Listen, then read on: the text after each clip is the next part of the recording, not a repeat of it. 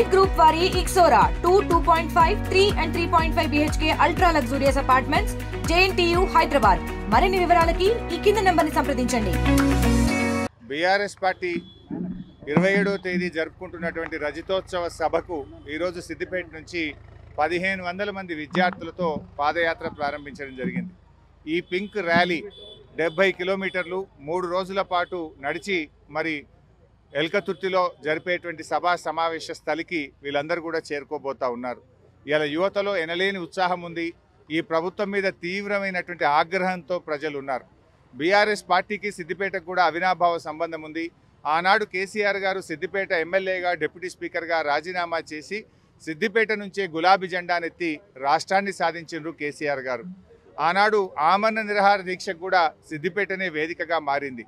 అలాంటి సిద్దిపేట నుంచి ఈరోజు పెద్ద ఎత్తున మరి రజతోత్సవ సభ విజయవంతానికి యువకులందరూ కూడా పాదయాత్రతో బయలుదేరారు.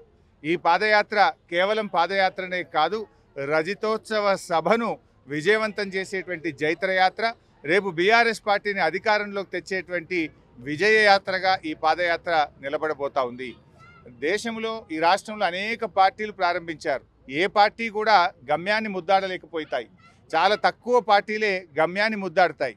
అలాంటి పార్టీల్లో ఒకటి బీఆర్ఎస్ పార్టీ. పార్టీ పెట్టినాడు చాలామంది ఇది పాలపొంగని, నీటి బుడగని, ఇది అమాసకు పుట్టింది పుణ్యానికి పోతుందని ఎంతోమంది హేళన చేశారు. కానీ 14 ఏళ్ళు పోరాడి తెలంగాణను సాధించింది బీఆర్ఎస్ పార్టీ. ఒక్కొక్క పార్టీని కేసీఆర్ గారు కేంద్ర మంత్రిగా దేశంలోని 33 పార్టీలను ఒప్పించి మెప్పించి తెలంగాణకు అనుకూలంగా వారందరి నుంచి కూడా లేఖలు సాధించారు. ప్రజాస్వామ్య పద్ధతుల్లో తెలంగాణను సాధించారు. అంబేద్కర్ చూపినటువంటి మార్గం బోధించు, పోరాడు, సమీకరించు అంటే ప్రజల్ని సమీకరించారు. ప్రజలకు తెలంగాణ ఎందుకు కావాలో బోధించారు. సమైక్య పాలకుల మీద, ఢిల్లీ ప్రభుత్వం మీద పోరాడినరు, తెలంగాణను సాధించిండ్రు. నాడు మలిదశ ఉద్యమంలో చాలామంది కూడా పోలీస్ తూటాలకు బలయ్యారు.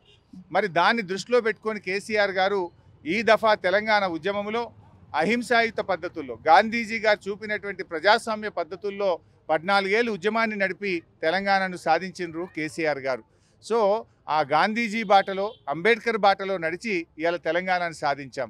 మరి ఆనాడు తెలంగాణ రాష్ట్రాన్ని సాధించడమే కాదు, మరి 10 ఏళ్ల పాటు పాలనలో కూడా దేశానికి ఆదర్శంగా నిలిపారు. తలసరి ఆదాయంలో నంబర్ 1, జిఎస్డిపిలో నంబర్ 1, అదేవిధంగా ధాన్యం ఉత్పత్తిలో నంబర్ 1, డాక్టర్ల ఉత్పత్తిలో నంబర్ 1, ప్రతి ఇంటికి త్రాగునీరు అందిస్తూ దేశంలో నంబర్ 1, పల్లె ప్రగతి, పట్టణ ప్రగతి అవార్డులలో తెలంగాణ నంబర్ 1. అంటే పాలనలో కూడా ప్రజలకు అత్యంత సంక్షేమాన్ని, అభివృద్ధిని అందించే పాలనను కేసీఆర్ గారు అందించారు. సరే, మొన్న కాంగ్రెస్ పార్టీ 420 హామీలు ఇచ్చింది.